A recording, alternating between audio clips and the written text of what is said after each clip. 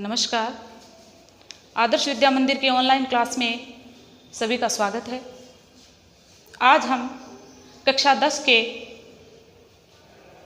हिंदी विषय के काव्यखंड का पाठ 1 सूरदास पढ़ेंगे। सूरदास के पद्यांश की व्याख्या पढ़ने से पहले थोड़ा जीवन परिचय के बारे में पढ़ लेते हैं, क्योंकि प्राय परीक्षाओं में जीवन परिचय के बारे में एक प्रश्न पूछ लिया जाता है। तो सूरदास के जीवन परिचय के बारे में थोड़ा संक्षिप्त अध्ययन करेंगे। सूरदास का जन्म 1478 ईस्वी में दिल्ली के निकट सिही ग्राम में हुआ था और उनकी मृत्यु 1663 ईस्वी में हुई।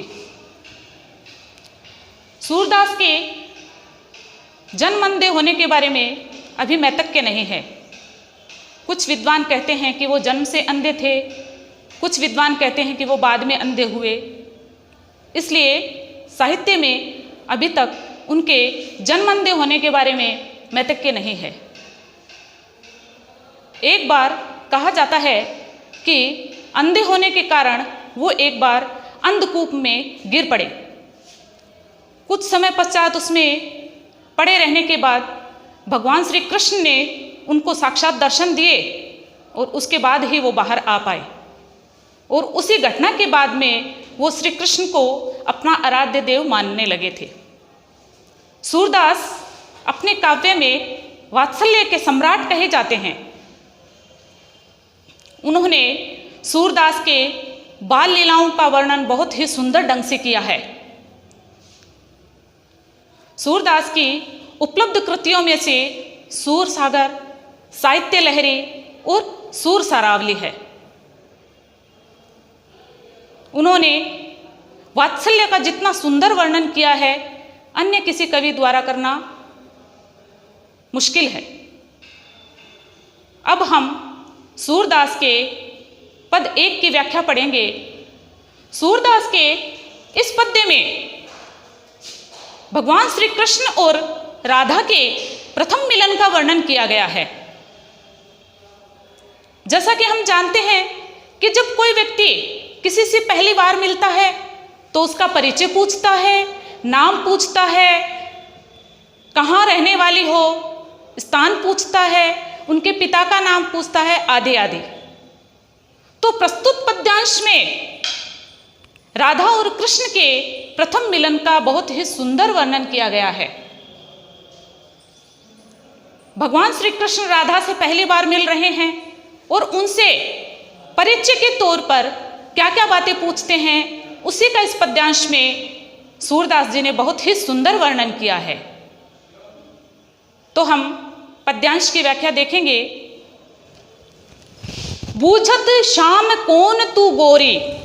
भगवान श्री कृष्ण राधा से कहते हैं, परिचय के तौर पर पूछते हुए कहते हैं कि बूझत यानी पूछते हैं, श्याम यानी भगवान श्री कृष्ण, कौन यानी कौन, तू यानी राधा जी के लिए, गोरी यानी गोरी। भगवान श्री कृष्ण राधा जी से पूछते हैं कि हे गोरी, तुम कौन हो, क्या परिचय है तुम्हारा,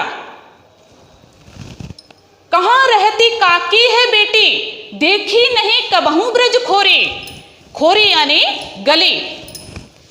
और आगे वो परिचय के तौर पर भगवान श्री कृष्ण राधा जी से पूछते हैं कि तुम कौन हो, कहाँ रहती हो, काकी यानी किसकी, और किसकी तुम बेटी हो, यानी तुम्हारे पिता का क्या नाम है, किसकी बेटी हो तुम। क्योंकि देखी नहीं कबहू ब्रज खोरी, खोरी यानी गली, मैंने कभी पहले तुम्हें ब्रज की गलियों में घूमते फिरते नहीं देखा कि तुम कौन हो, कहाँ रहती हो और किसकी बेटी हो, क्योंकि मैंने ब्रज की गलियों में तुम्हें पहले कभी फिरते घूमते नहीं देखा। आगे राधा जी उत्तर के रूप में कहती हैं कि काहे को हम ब्रजतन आवती। ब्रजतन यानी ब्रज की ओर या ब्रज की गलियों में। ब्रजतन का मतलब कि ब्रज की गलियों में या ब्रज की ओर। काहे को हम ब्रजतन आवती, खेलती रहती आपनी पोरी। पोरी यानी दहलीज या घर के आसपास का क्षेत्र। तो उत्तर के रूप में राधा जी कहते हैं कि काहे को हम ब्रज तन आवती, हम भला ब्रज की गलियों में क्यों आएंगे। राधा जी कृष्ण को उत्तर के रूप में कहते हैं कि हम ब्रज की गलियों में या ब्रज की ओर भला क्यों आएंगे। खेलती रहती आपने पोरे, मैं तो अपने घर की दहलीज के आसपास ही खेला करती हूँ। मैं भला ब्रज की गलियों में क्यों आऊंगी। मैं अपने घर के आसपास के क्षेत्र में ही या अपने घर की दहलीज पर ही खेलती हूँ।